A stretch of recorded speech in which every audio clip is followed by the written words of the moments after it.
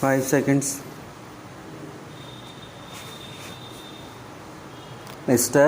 Chairman, for about 12 years or more now, I have been related first rather distantly and then more intimately with the work of the Institute of Pacific Relations.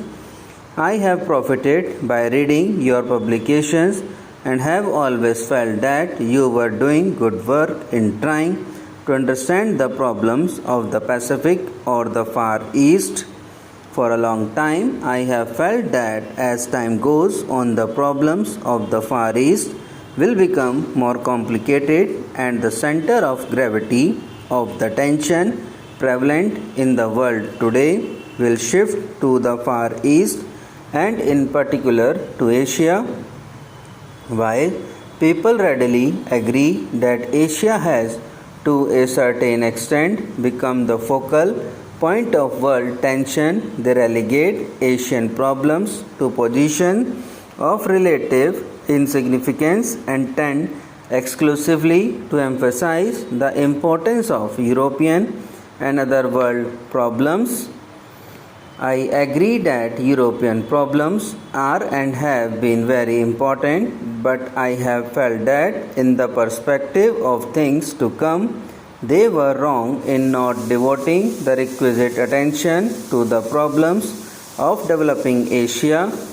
Asia compels attention in many ways. There are a large number of backward countries in need of urgent economic development and others in which acute scarcity of vital commodities prevails.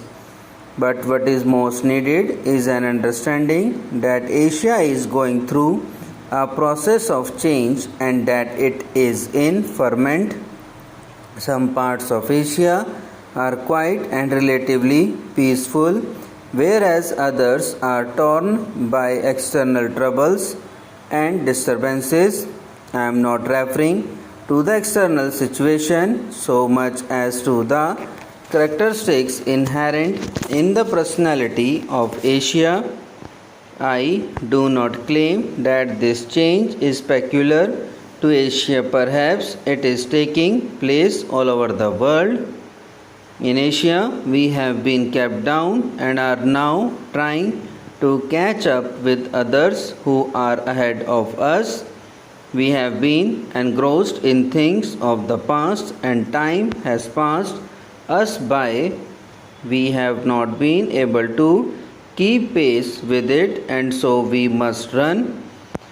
We cannot afford to talk, but then when we run, we also stumble and fall and try to get up again.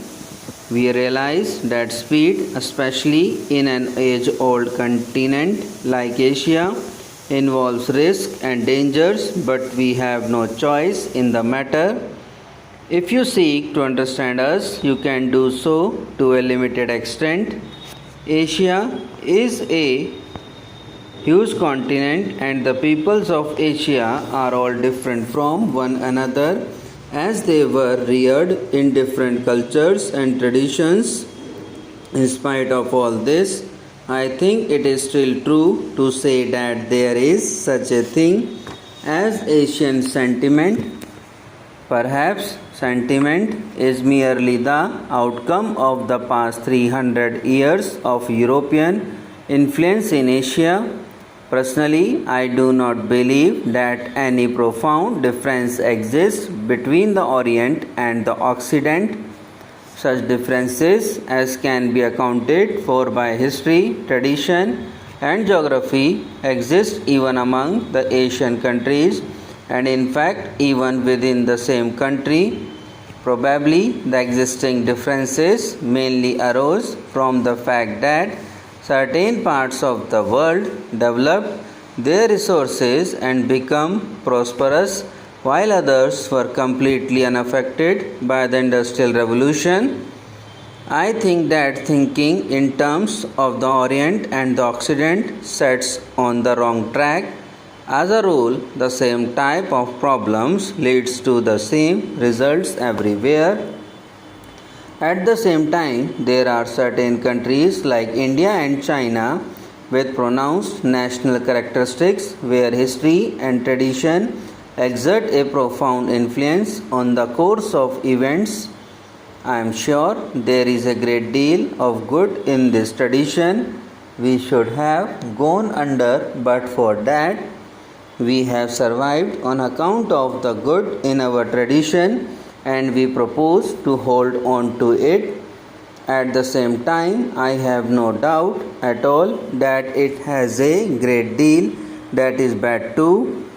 It prevents us from doing the things we ought to do, so that between the good and the bad, and between the past and the present, we do not quite know what we are going to do and what we should do.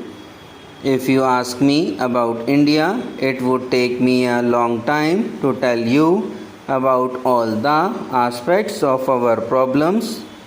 Our different difficulties are not only external but also of the mind and spirit. There are certain tendencies that carry us forward and others that retard our forward movement and compel us to look behind.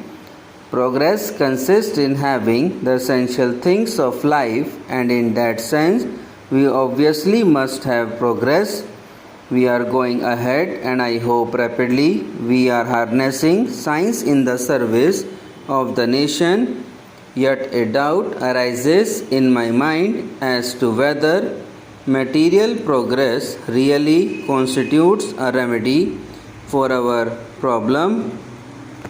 It is at best only a partial solution. Something more is needed.